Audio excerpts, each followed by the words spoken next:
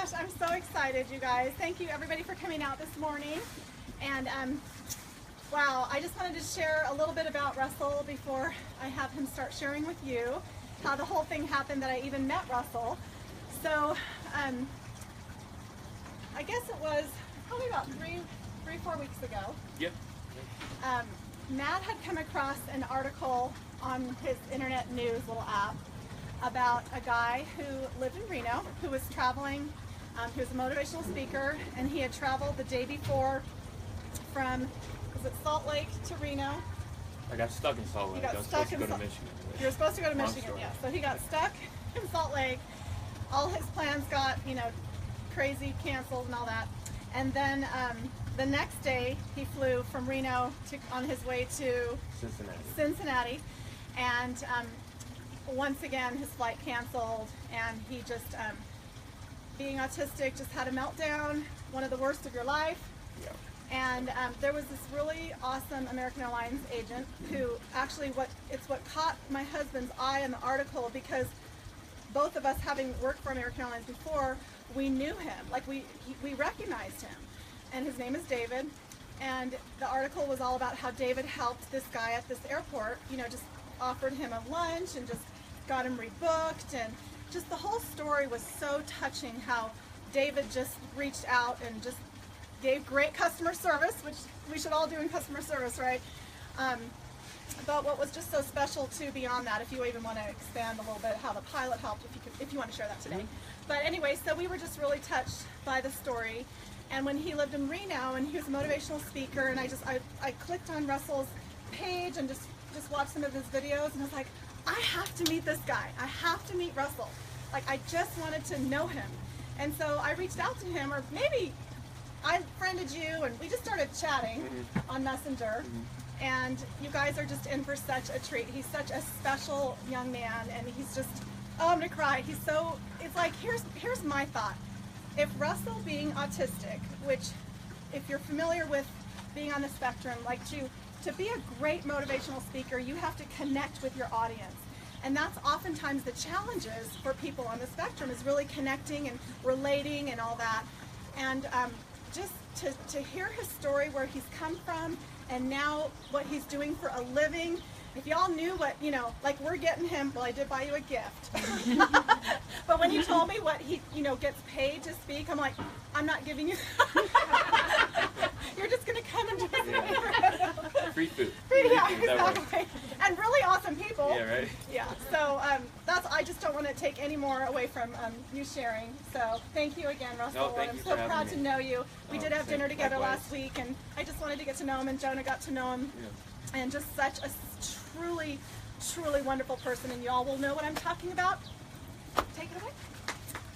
Thank you. Thank you, Helen. That was very nice, to say the least.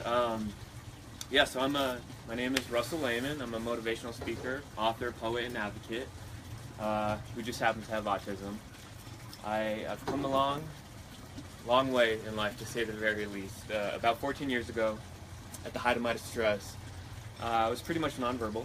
I stayed inside my house 24/7, and I spoke to no one other than my mom and dad. I would shut down as soon as I came in contact with any kind of stimuli. So I basically stay in my room just staring at the wall all day, because any stimulation, whether it be hearing something, seeing something, smelling something, tasting something, it would overwhelm me, and I would shut down much like a computer, and there is no telling how long it would take me to reboot. So I was diagnosed when I was 12. That's very late these days, because I started having symptoms of autism as a newborn. So it took 12 years to get a diagnosis, and those 12 years were just excruciatingly painful for not only me, wondering what was happening with my brain, seeing my life crumble and losing all my friends, but to my parents as well. I mean, they exhausted themselves trying to find help. They took me all over the country. Nobody could figure out what was wrong.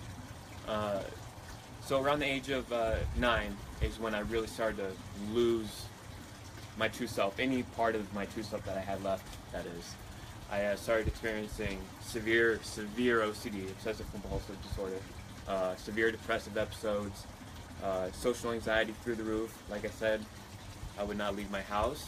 I would barely leave my room. The only contact with the outside world was with my parents. And I also developed severe phobias such as bugs, germs, open spaces, etc., which were just terrifying. You know, I had such a severe phobia of bugs that if I see this bug flying around right now, if I were 9 right now, I'd literally hightail it and just flee and start crying, and then I'd probably crumble onto the ground and just collapse in tears. And so any kind of thing like that, you know, I'd wash my hands because I was so afraid of germs. My OCD was telling me I need to wash my hands or my mom will get cancer. You know, there was some just brutal. I was almost getting, you know, my brain was threatening me to do these rituals, and if I did not go through with them, my family would die, my house would go up in flames, I would get cancer, anything. And even though I knew they were irrational thoughts, you know, I was 9 years old and it scared the hell out of me. So I'd wash my hands until they would bleed. I'd wash them probably 300 times a day. Start picking my fingers to the bone. I really didn't have any fingernails and they were all just bloody stubs. You know, I started sucking my thumb as a coping mechanism. It's actually pretty ironic to look back because I sucked my thumb until the age of 14 and I developed a severe speech impediment due to sucking my thumb every hour of every day. So it's really ironic to look back how I went from this young, terrified little boy who was unintelligible to a, you know, articulate young man who travels the country giving public speeches. So, but that drastic improvement is kind of my life in a nutshell, how far I've come. So when I was 12, right before I was diagnosed with autism, I was admitted to the psychiatric unit. My family and I were living up in Seattle at the time, so I was admitted to the psychiatric unit in Children's Hospital in Seattle. And I stayed there for 5.5 weeks, which were some of the toughest of my life. I was psychologically mistreated, physically tormented, subject to pretty unprofessional exposure therapies for a 12-year-old boy. I look back and I'm thankful for going through that. They were traumatizing, to say the least, but I mean, it made me who I am today, and I have to say I love who I am today. But you know, if I was in a doctor's position, you know, and you just don't do that to a 12-year-old kid. And I won't go into any of the details right now, but so I stayed there for 5.5 weeks. Doctors still couldn't figure out why I was, you know, having all these symptoms. So they basically discharged me because they needed my bed to admit a new patient. So they basically gave me a pat on the back, good luck, and a handshake. And so here we were, my family and me, back at square one. Our family dynamic started to really crumble during those 5.5 weeks. I was inpatient, you know, I was in a lockdown facility 20 miles away from my house, and my own family could only see me once a day. So we were just back at square one. We were even worse off than we were before admitting me there. Thankfully, that year, however, I was diagnosed with high-functioning autism at the University of Washington's Autism Clinic, and that diagnosis saved my life. It really did. And you know, for 12 years, my family and I were wondering, you know, what is going on here? And so now we finally had a face to this monster we were battling, and a name to call it. You know, we finally had our eyes on a target that we could set our sights on. And due to that diagnosis basically paving the way for my personal growth and development, I really embrace having autism. I let kids, you know, who are ashamed of being autistic, whether it's because they get bullied or they're weird or they just don't fit in, I tell them that I never fit in, right? But if you don't fit in, that means you stand out. You know, stand out because you go against the grain, and everyone who's ever gone against the grain paves the way forward for the new generation, all right? So it's nothing to be ashamed of. It's something to be proud of, something to own. So I own my disability. You know, I have a disability, but my disability does not have me. You know, I control it. I'm in control. So I really hammer that into when I speak to either parents who are whose children have recently been diagnosed, or just kids themselves, or just anyone in general, whether it be autism, anything. You know, my message resonates to the whole population. Own who you are, whether it's good or bad. If it's not who you want to be, make some changes, but if it's who you are, like autism, it's who I am. I own it. I own my label, and instead of being afraid of being labeled, I show the world what an awesome label it is to have. So, back to my life, brief life story. After I was diagnosed with autism, even though I had a diagnosis, I had recently before then dropped out of school in the 5th grade, so I lost contact with all my friends, and that's when I really became a societal recluse for about 13 years. I would leave the house. Only time I would leave the house was to go to the gym. I'd come straight back. So I really, up until, I only started speaking a year ago, and it's taken off like a rocket, and I can't even say how humbled and honored and just thankful and fortunate I am. But, even a year and a half ago, I would see, there's like, 15 people here? I would see 15 people over the course of like 6 months. That's how secluded I was. So when I was in my late teens, actually it was when I was 20. When I was 20, I actually published a book, and I have some with me. It's called Inside Out. I chose that title because that's how I felt back then. I felt like, I knew I had something inside of me to give to the world. I just didn't know how to give it, I didn't relate to the world. I felt like I was inside out, and the first lines of the book are open on the inside, closed on the outside. I'm closed off, I wanted nothing to do with the world, but I'm very open. I'm very emotionally intelligent. I connect with people on an emotional level. I'm in tune with my emotions. I knew I had a lot to give to society. I just didn't know, I felt like I didn't know where I was going, but I wasn't lost. Let's just put it that way. So the book is called Inside Out. It's a mixture of poetry along with a brief autobiography of my life up until the age of 20. And I really put the book out there because, like I said, I was all alone, and I would talk to my mom about my issues and stuff, but that can only get you so far, right? My mom comforts me, but at some point, you need more than that. So I started writing poetry because I had all these emotions going on, all this pain, everything just going on in my head, and I found out that writing my thoughts out in poetic form, and being able to visually see and just visually digest and process what I was feeling was a whole different level of processing my emotions. That was a great coping skill. It was just I was dissecting what I was feeling, I was able to dissect why I was feeling what I was feeling, and make changes behind the actions that were producing my feelings.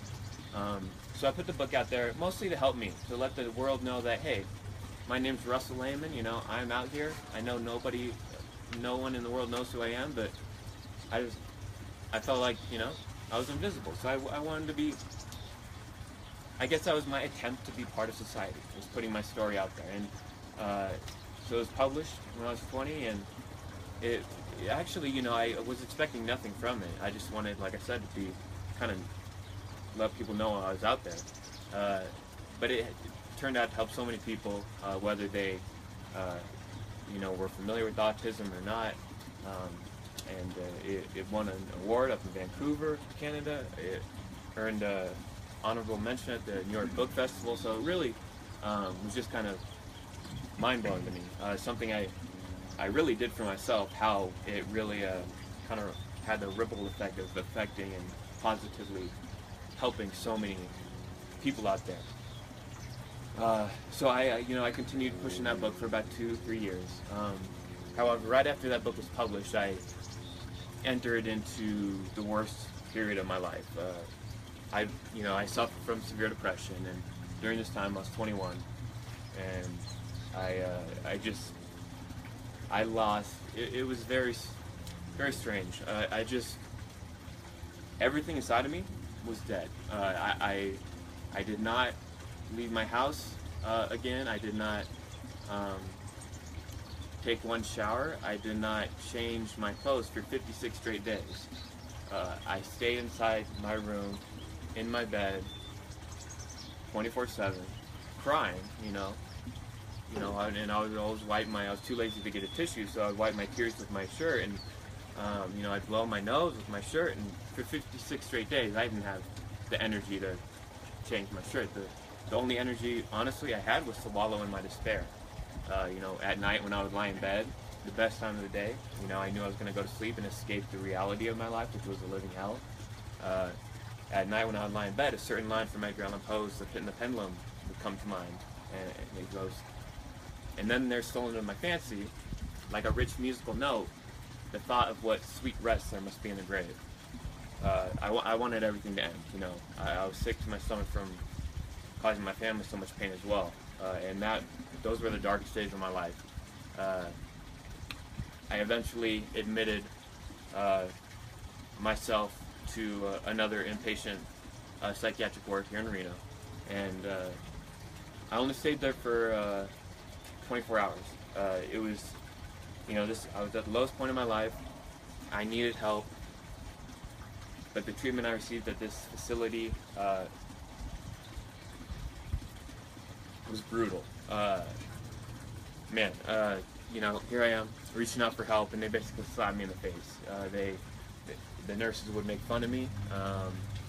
They didn't believe I had autism, and they would lecture me on what autism really is, and what depression really is, and that I was taking no efforts to, get better while I was in the hospital. I guess I forgot that it was me who initiated coming to the hospital. The doctor would lie to me. My parents would come in for a visit, and I heard the receptionist from my bedroom. I would hear the receptionist say, "Mr. and Mrs. Lehman are here to, see their son Russell." So I'd come out, and then the doctor would say, "Oh, that was a mistake." And so I waited for him to leave, and then sure enough, my family was there waiting for me. Just brutal stuff. They really, I don't know why, but they really, I was at rock bottom before, but after this experience, I was stuck underneath that rock bottom. The atmosphere of the hospital was horrible too. There were bars on the window. No light came in. It was backed up to an alley. So it was just, after 24 hours, I said, I'm getting worse in here. So I just discharged myself. And after that, I came back home, and I can't tell you how rewarding it was for that, that first night back in my own home to smile. Because I had forgotten what smiling felt like. But I smiled just due to being back in my own bed and in my own home. And from that point on, I've learned to cherish the little things in life, because they just there's nothing better than just sleeping in your own bed. But I still at rock bottom. I had a long way to go, but I eventually came out of that depression. It took a lot of tenacity. It took a lot of grit. It took a lot of blood, sweat, and tears. Not figuratively, literally. Every day I would push myself to take just one step out of my comfort zone. And whether that be doing a 2-minute exercise in my room, or changing my shirt, or just taking a shower. I had also developed, during this depression, I developed anorexia. I was fainting multiple times a day due to a lack of energy. I lost 50 pounds, and my hair started falling out. At the age of 21, my hair was falling out. I was able to, like I said, take that one step out of that comfort zone. And so, whether that meant what I said before, just a little bit of exercise, changing my shirt, or just, eating a somewhat normal meal, I would expose myself to change. And I have learned from that day that stepping out of your comfort zone, taking baby steps, and embracing change are my, 3 keys to achieving immense personal growth and development. And that's a huge message I spread whenever I go anywhere to speak. Is just really stepping outside of your comfort zone. They always say nothing good happens outside of your comfort zone. The magic happens outside of it. And I learned that, and I eventually got out of that depression and I had a new lease on life when the next year, when 2013 rolled around. I had a new lease on life. I saw things with a new perspective, and so a couple of years after that, my book was still going. Still had momentum, but around 2015 is when the book kind of stalled. It had been about 5 years, and I was wondering, okay, what am I going to do next? What am I going to do next? Honestly, I didn't know what to do. I tried, I wrote some articles for some newspapers, wrote some blogs here and there, but nothing felt right. And during this time, I moved out of my parents' house, and so I didn't have any contact with the outside world now. I just went to the gym and went back to my house. I didn't have contact with my parents. I'd see them every now and then, but the 23 hours of the day was just spent by myself. And I remember each night it would always occur to me, I would look at the clock, it would be like 7 p.m. and I would say to myself, wow, I haven't said one single word the whole day. So I would just say, hi Russell, just to kind of like realize, wow, I haven't said a single. And so I would literally say like 2 words, and they're just hi Russell at the end of each day, just so I could say something. So during this time, obviously I had a lot of downtime. I was in my house. During this time I took advantage of it, and that's another thing I'm thankful for is not really having any friends throughout my teenage years and up until about a year ago. It gave me the alone time for me to really delve into my soul. It gave me time to philosophize about why I was here, why I was going through what I was going through. While other kids were out there going to prom or whatever and having fun, and rightfully so, they should enjoy their life. I was trying to figure out, okay, I know this is happening for a reason. Let me try to figure out what I can do with it. Make the best of the situation. And I knew I wanted to help people. I knew that because of the book I wrote. So one day, after a lot of thinking and developing really a bulletproof plan going forward, I decided that I'm going to take a swing at public speaking. And wow, that was 2015 when I started. When I had that solid plan, and then in 2016 is when the ball got rolling and I started speaking. So yeah, in the past year, I just started speaking in the past year. The first time I traveled outside of the state to give a speech was only 9 months ago. By the end of this year, I'll have been to 50 cities already. So it's mind-boggling. And so I spread a message when I speak. I spread a message of not only hope, of awareness and understanding, but challenging others to embrace what they're dealt in life. I tell people to run towards and not away from their fears, because when you run towards your fears, I say fear is nothing more than opportunity disguised as risk. So when you confront what frightens you, there's a reward behind what frightens you. You just have to push through and take that risk to confront your fears in order to get to that reward. And that ties in with stepping outside of your comfort zone. So I talk about embracing your challenges, running towards fear, running towards your obstacles, right? They're obstacles. And if you think about it in a physical sense, if you're trying to get somewhere and there's an obstacle in your way, you're not just going to turn around and go home. You're just going to walk around it, or you're going to jump over it. That's what you got to do when you're dealt obstacles in life. And so I also preach on really embracing and welcoming failure in your life, because failure for me, it's the biggest motivator out there. I mean, if I didn't fail, I failed at almost everything I've ever done, honestly, and I'm proud to say that, because I go back to the drawing board, and then I therefore succeed in my subsequent attempts. Failure makes you realize what you're capable of. It makes you realize what you can achieve. And failure, I mean, if we didn't have failure, what would be the catalyst for us wanting to persevere and grow not only as individuals but as a society, as a country, as the global population. I mean, failure is really a catalyst behind a lot of good things in life. So I also, really let people know that failure is nothing to be ashamed of. Everybody fails before they succeed. So when you fail, that's step one. Step two is succeed. So you're already halfway there. So embrace it. It's part of the journey. So yeah, I'm blessed to say that I traveled all over the country. I've given presentations at national conferences in DC, LA, Miami. I mean, it's just crazy how fast this has taken off. And in my speech, I talk about my evolution of being this very low-functioning, terrified little boy to this confident, successful young man. But that's not to say I don't still struggle.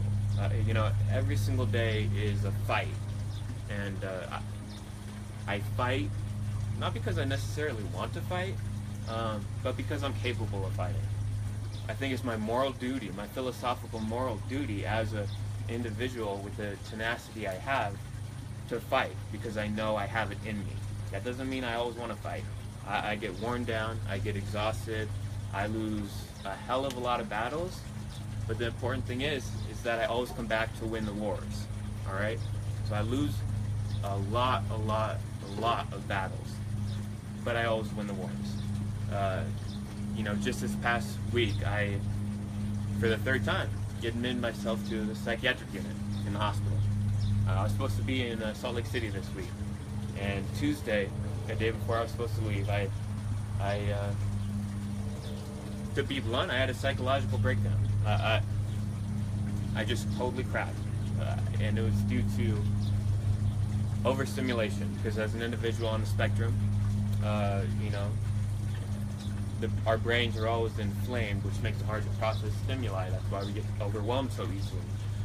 And with everything I have going on, I'm very driven in it. I'm a very driven and ambitious person, but I forgot to take care of myself, and so it overstimulated me, and it all just kind of came crashing down this past Tuesday.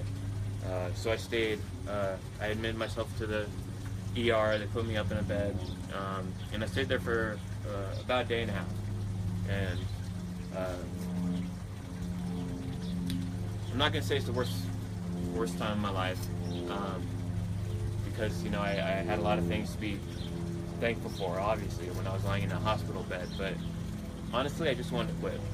I thought about the toll it takes to me to speak, to travel. Obviously, traveling is really hard for me because I don't like change, and traveling is all about change.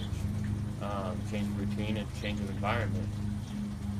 I remember waking up in the hospital Wednesday morning, and I was literally deciding to, okay, I'm going to move to Copenhagen. That's literally what I thought. That's the first thing I thought of in my mind. Like, I'm just going to run away. I knew in the back of my mind, however, running away does nothing. I'm so content. It's all going to come with me. So, but that's kind of just how exhausted I was, and depleted, and just demoralized and discouraged, because, like I said, after everything I've been through, to realize that I still go through these immense struggles and know that they will be a part of my future forever. When I was in the hospital, I was like, I'm tired now. How am I going to do this in 20 years? So I was catastrophizing, but it made me come to the stern realization that my problems, although I have grown as a man, I've grown as an individual, as a brother, a son, immensely, and I've learned so many lessons and gained so many insights. I've started to come to the stern realization that my life will never be easy. But now, I was released from the hospital Thursday, and I'm back at it. I'm taking care of myself. I'm not back at it in the sense of overworking myself and stuff. I'm taking it easy right now, but my life will never be easy. I said that in the hospital, and I didn't like hearing that.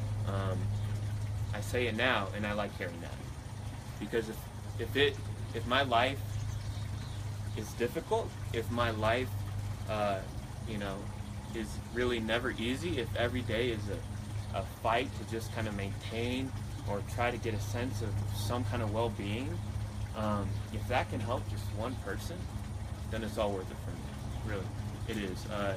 And the fact that I speak in front of hundreds, sometimes of thousands of people, I know it's obviously helping more than one person. And you know, not to mention all the people I touch on social media. I bare my soul on social media.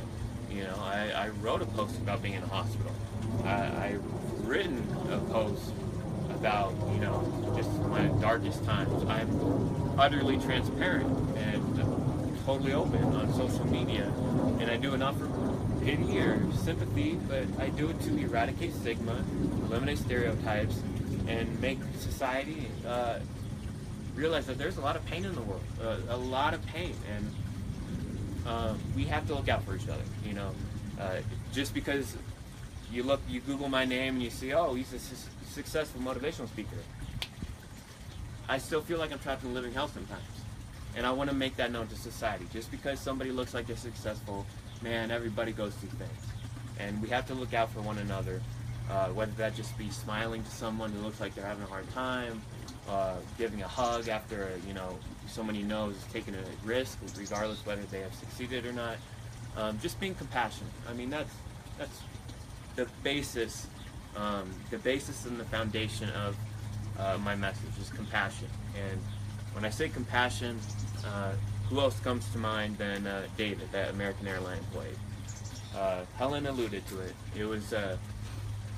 It happened early June, and like she said, I got stuck in Salt Lake City. The previous day, I was supposed to go to Michigan, never made it. So the next day, I had to go to Cincinnati, and my flight was canceled again. And so I found an empty ticket counter.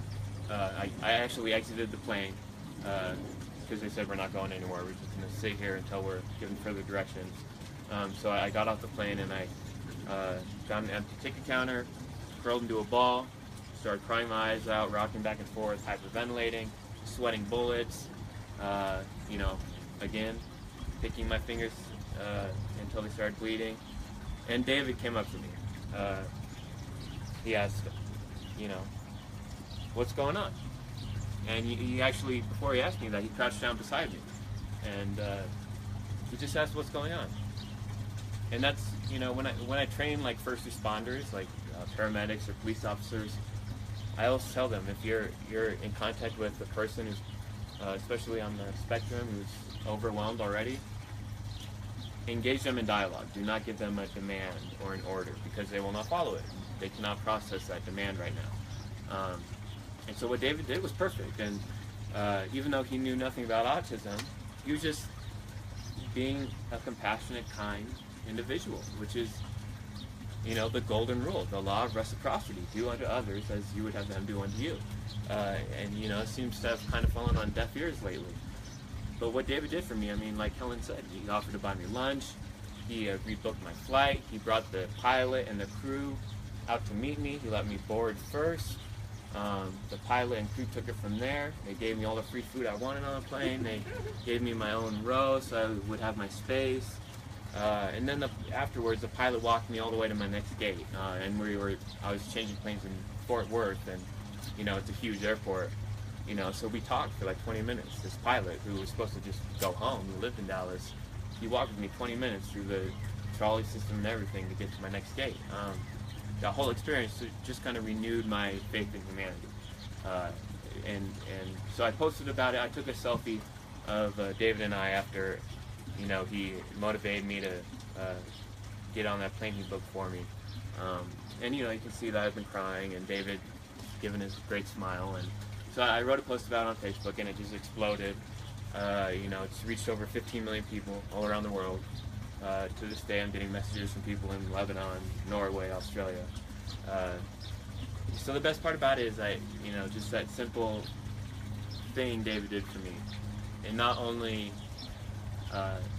helped me get to my speech in Cincinnati, but it encouraged everyone around the world to be more like David, you know, the hashtag Be Like David went viral, and Davis gave us all a glimpse in what we as a society and as a country and as a world are capable of when we look out for one another. So really, that's a lot of things in a nutshell. You know, I kind of told you the story of my life very quickly, what I do now, and so going forward, after this most recent hospitalization of mine, and realizing how hard I have been pushing myself career-wise,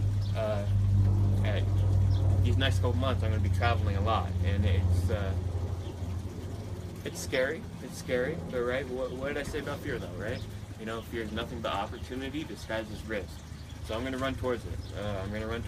And I'm going to eradicate the fear and get that reward that hides behind it. So you know, even though I'm worried about, you know, having another meltdown at an airport, or maybe my flight being delayed, or just a change in stimuli from being in a new location, I'm going to think back on my life and say, you know, this has always been the starting point for something great that's about to happen for me. So I'm worried, I'm scared. At the same time, I'm really looking forward to it. I'm looking forward to the challenge. I'm looking forward to achieving more personal growth, and just touching lives and helping people. And that's why I do what I do. You know, there's no better feeling than to give a speech and have people come up to you in tears of hope, tears of inspiration, and just have them say that, now I know, Russell, thank you for sharing your story. Now I know I'm not alone. I mean, there's no better feeling in the world, and I just can't put it into words. So I'm looking forward to these next couple months. A lot of good things will happen. A lot of bad things will happen, but I'll reap the benefits of those bad things happening. You know, I won't let those bad things go in vain. So that's my story, just for today. And if anybody has any questions or comments, I'd be more than happy to answer them.